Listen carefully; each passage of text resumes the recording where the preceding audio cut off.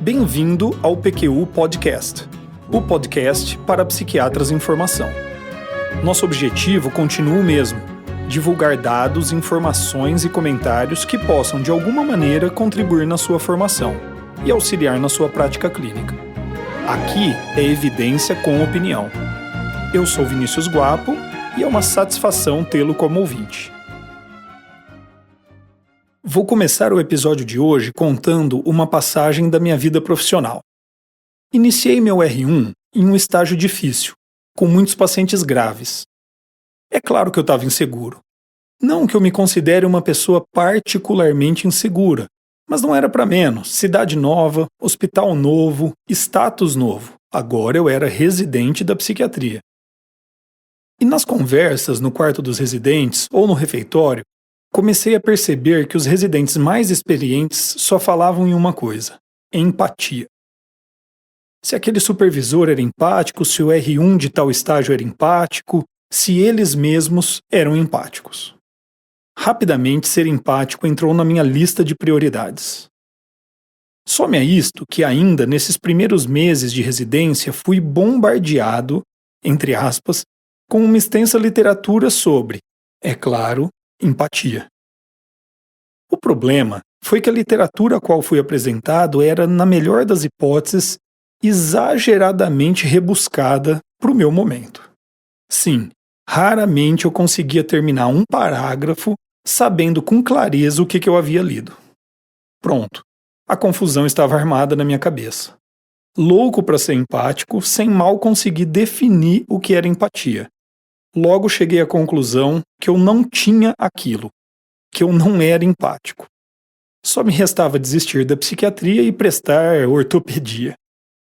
Brincadeira aí, hein, os colegas ortopedistas. O PQU Podcast é uma iniciativa nossa, realizado sem nenhum tipo de patrocínio, por isso livre de conflitos de interesse. Nossa pauta é completamente independente e buscamos temas que atendam às necessidades de psiquiatras em formação. Se você tem gostado, divulgue entre seus colegas. Bom, voltando ao meu drama pessoal. O tempo passou, eu me acalmei, continuei na psiquiatria e eventualmente vim a conhecer uma literatura sobre empatia que atendia melhor às minhas demandas, como psiquiatra em formação. Certamente com conceitos mais claros e de aplicabilidade prática mais evidente. O livro do Sean Shea, Psychiatric Interviewing, The Art of Understanding, e o livro Clinical Interviewing, do Somers Flanagan, são bons exemplos dessa literatura. Eu usarei muito no episódio de hoje do PQU Podcast. Empatia, segundo Carl Rogers, pode ser conceituada como a capacidade do clínico de compreender o enquadramento interno de referências de outra pessoa, incluindo os componentes emocionais e significados que lhes são pertinentes, como se fosse de fato a outra pessoa, mas sem nunca perder a condição de como ser. Quer dizer, é a habilidade de reconhecer com precisão a perspectiva emocional de outra pessoa, mantendo sempre sua própria perspectiva. Rogers fez um grande trabalho na distinção entre empatia e identificação, e principalmente ao apontar os riscos da hiperidentificação com o paciente. Bastante resumidamente, o entrevistador empático é capaz de colocar-se no lugar do outro paciente, experimentar o estado emocional dele em sua plenitude praticamente, mas rapidamente cair fora, sem ter a pretensão também de julgar se ele é correto ou mesmo desejável. Godfrey Barrett Leonard, professor e pesquisador da Murdoch University na Austrália, deu importante contribuição prática para o entendimento e aplicação da empatia, como ferramenta clínica de incremento da aliança médico-paciente. Ele mostrou que a empatia só pode ser efetiva se compartilhada entre entrevistador e entrevistado.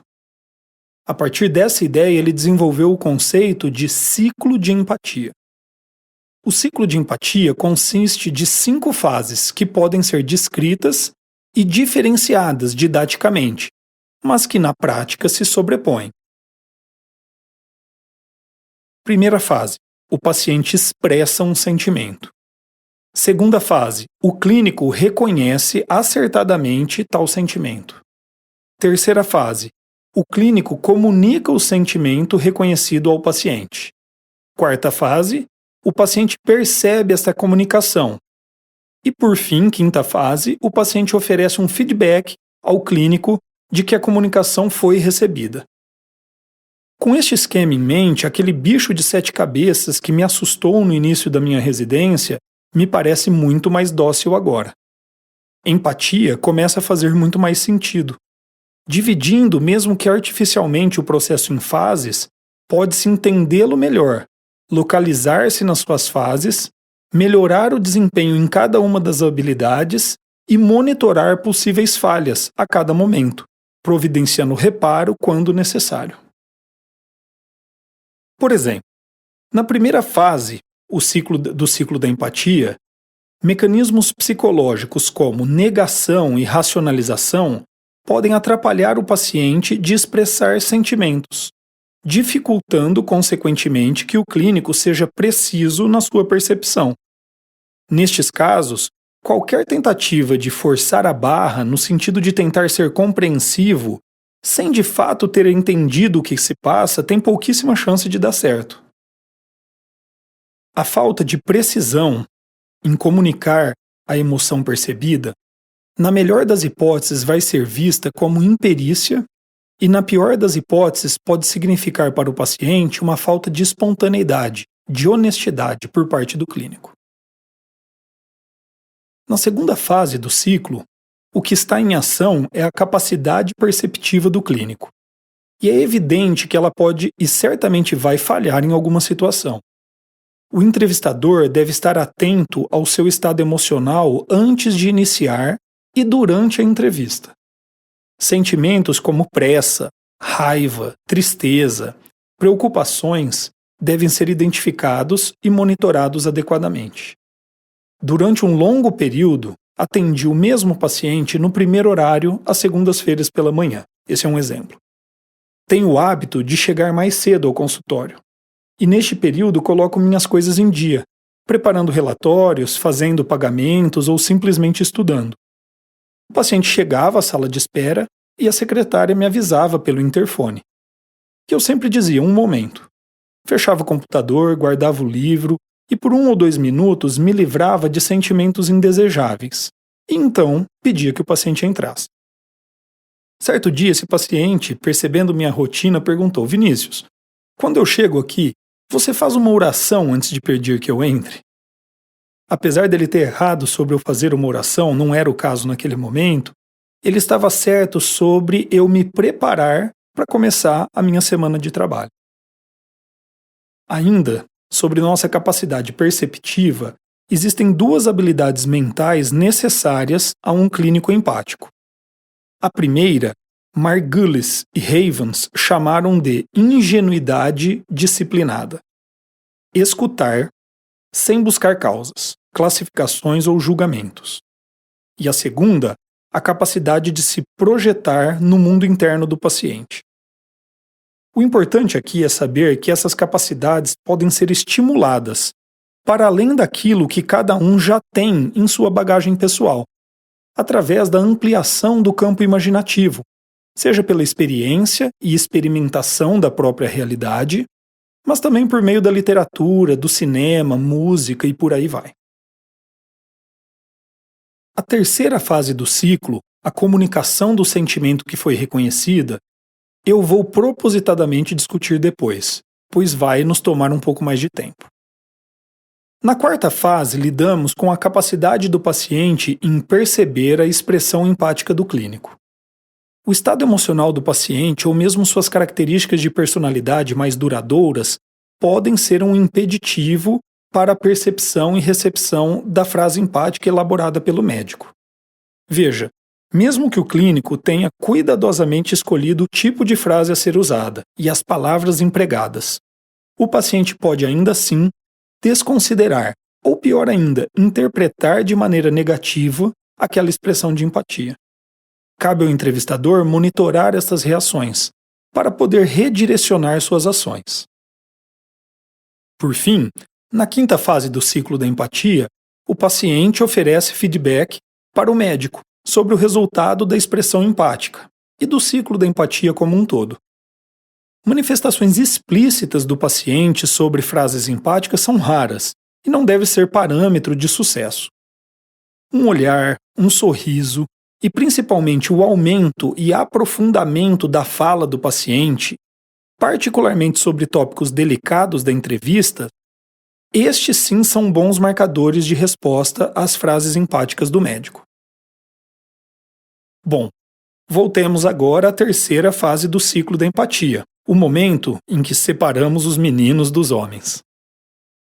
Esta é a fase do ciclo de empatia em que o seu empenho em estudar e treinar a expressão de empatia pode fazer diferença, pode trazer resultados práticos palpáveis. A elaboração de uma frase empática, que seja precisa na identificação do sentimento expresso pelo paciente, que chegue até ele, seja compreendida e recebida e traga benefícios para o andamento da entrevista, é uma tarefa e tanto. De agora em diante, vou apresentar alguns conceitos que podem lhe ser úteis nessa tarefa. O primeiro deles é o de empatia estratégica. Ele cabe muito bem, este conceito, em um conceito mais abrangente descrito por Allen Ivey, que aqui traduzirei como entrevista diligente, em inglês, intentional interviewing. O entrevistador diligente é aquele com a capacidade de flexibilizar suas habilidades e utilizar de maneira individualizada para cada paciente o conjunto de técnicas e estratégias de entrevista que possui. É uma arte que se baseia em conhecimento, habilidades técnicas, atenção plena e perspicácia. O entrevistador diligente é aquele que entendeu que a entrevista médica não deve ser feita automaticamente e baseada em uma rotina acrítica. Entre outras habilidades, o entrevistador diligente usa estrategicamente sua habilidade empática. Com frequência, durante a supervisão de residentes, cobro o uso explícito de frases empáticas e logo começa uma discussão. Mas Vinícius, eu estou sendo empático. Eu consigo perceber o enquadramento mental do paciente. Isso aqui está evidente em minhas expressões faciais, linguagem corporal, no meu tom de voz. E com muita frequência eu concordo. O residente tem mesmo a capacidade para empatia e a está exercendo, mas sem verbalizar adequadamente. E isso é um desperdício. A estratégia mais eficaz é expressar com clareza o que se está sentindo. Claro que a capacidade de sentir empatia é uma condição básica, necessária, para que a expressão verbal seja captada como espontânea e verdadeira. Mas sem que a compreensão empática seja verbalizada de forma clara e precisa, ela não serve para muita coisa. A importância prática da empatia estratégica reside no fato de que o uso de frases empáticas não tem sempre o mesmo resultado.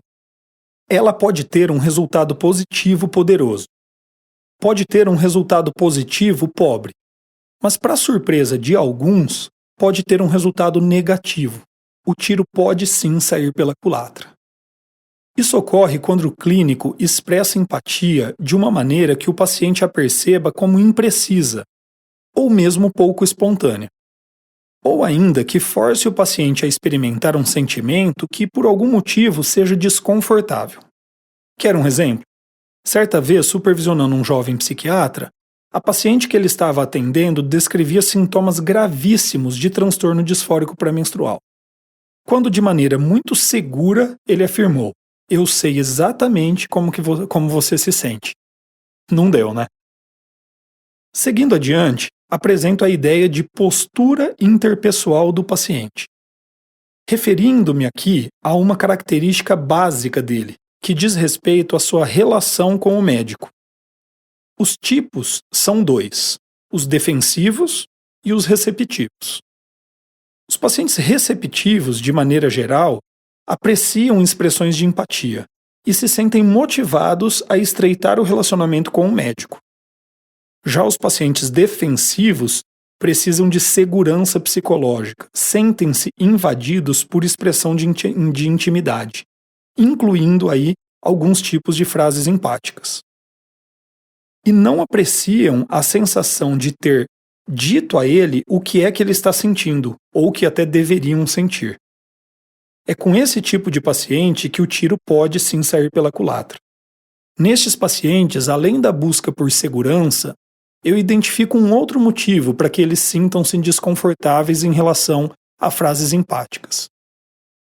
Repudiam a ideia de se colocarem como vítimas diante das dificuldades da vida. E aqui a frase empática pode ter esta conotação, especialmente para eles. Quer um exemplo? De novo, paciente homens, com mais de 50 anos, com algumas características narcisistas e passando por um episódio depressivo. Raramente reagem bem a uma frase empática do tipo: você tem passado por muita dificuldade, precisa mesmo de ajuda. Mas existem outros 2 parâmetros da formulação de uma frase empática que, juntamente com a postura interpessoal do paciente, pode ajudar na previsão do resultado da expressão de empatia. A segurança com que se faz a afirmação e a sua precisão de conteúdo. Estes 2 parâmetros nos dão a medida da valência empática da frase dita ao paciente. Em linhas gerais, frases empáticas em que ambos, segurança e precisão, são fracos, tendem a ter um menor poder de engajamento, vinculação, mas por outro lado tem baixo risco de fazer algum mal, de sair pela culatra. Já frases empáticas ditas com mais firmeza e precisão são de alto risco, mas quando dão certo, são muito poderosas. Com estes elementos em mente, postura interpessoal do paciente e valência empática da frase, podemos sugerir um protocolo estratégico para o uso de frases empáticas. Primeiro cenário: paciente receptivo mais frase empática de baixa valência. Aqui temos baixo risco de fazer algum mal, efeito positivo sutil. Use à vontade. Paciente receptivo mais frase empática de alta valência. Aqui temos risco baixo a moderado do tiro sair pela culatra, efeito positivo muito alto. Esteja atento e use com moderação. Outro cenário: paciente defensivo mais frase empática de baixa valência. Temos aqui um risco moderado de dar errado, efeito positivo incerto, geralmente pequeno. Use com cautela e monitorando atentamente o resultado. A relação custo-benefício aqui é ruim. E um último cenário: paciente defensivo mais frase empática de alta valência. Risco altíssimo de fazer algum mal, efeito positivo improvável, proscrito. Não use. Legal, né? Lá nos meus primeiros anos de residência, eu nunca poderia imaginar que chegaria a enxergar o processo empático de maneira tão clara e com tal objetividade. Mas você deve estar ainda se perguntando o que exatamente são frases empáticas de baixa ou alta valência. Então vamos a 2 conceitos que foram citados anteriormente: a intensidade da segurança na frase empática e a precisão do conteúdo intuído. E veremos que a valência empática de uma frase varia de acordo com esses 2 parâmetros. A intensidade da segurança é o quanto a frase utilizada pelo médico sugere que ele tem de certeza sobre o estado emocional experimentado pelo paciente. Uma frase de baixa intensidade é construída com expressões como: me parece que, se entendi bem, me corrija se eu estiver errado, ou ainda, deve estar sendo um terror passar por tudo isso que você tem passado, por exemplo. Já uma frase com alta intensidade é construída com afirmação direta. É um terror passar por tudo isso que você tem passado. A precisão do conteúdo intuído é o quanto o médico atribui corretamente conteúdo ao que o paciente disse sobre sua experiência emocional. Em uma frase de baixa atribuição de precisão, o entrevistador, de maneira bastante literal, reflete de volta ao paciente aquilo que ele acabou de dizer, sem acrescentar conteúdo, quase que repetindo o que foi dito. Apesar destas frases carecerem de um entendimento mais profundo sobre o paciente, elas sinalizam que o entrevistador está interessado e entendendo o que lhe está sendo dito pelo paciente. Já em uma frase de alta atribuição de precisão, o médico usa sua habilidade de verdadeiramente aprofundar-se no mundo interno do paciente. Intuitivamente levanta hipóteses sobre o estado emocional do paciente e usa isso para estrategicamente comunicar empatia de uma forma bastante poderosa. Bom, espero que tenham gostado deste que foi o primeiro episódio de uma série que levará o nome de O Entrevistador Diligente. Nessa série, discutirei técnicas de entrevista que podem ser úteis a você, psiquiatra em formação. Um abraço. Opiniões, dúvidas, questionamentos? Participe do nosso grupo no Facebook. Lá há espaço para discussões conosco e com outros ouvintes. Assine o feed do podcast. Se você está no iTunes ou em qualquer plataforma de podcasts, basta clicar em assinar e receberá automaticamente nossos novos episódios em seu aplicativo. Visite nosso site www.pqpodcast.com.br. Lá você terá acesso a todos os episódios que já foram ao ar, com as referências citadas em cada um deles, organizados por data, autor e sessão. O PQU Podcast agradece sua atenção.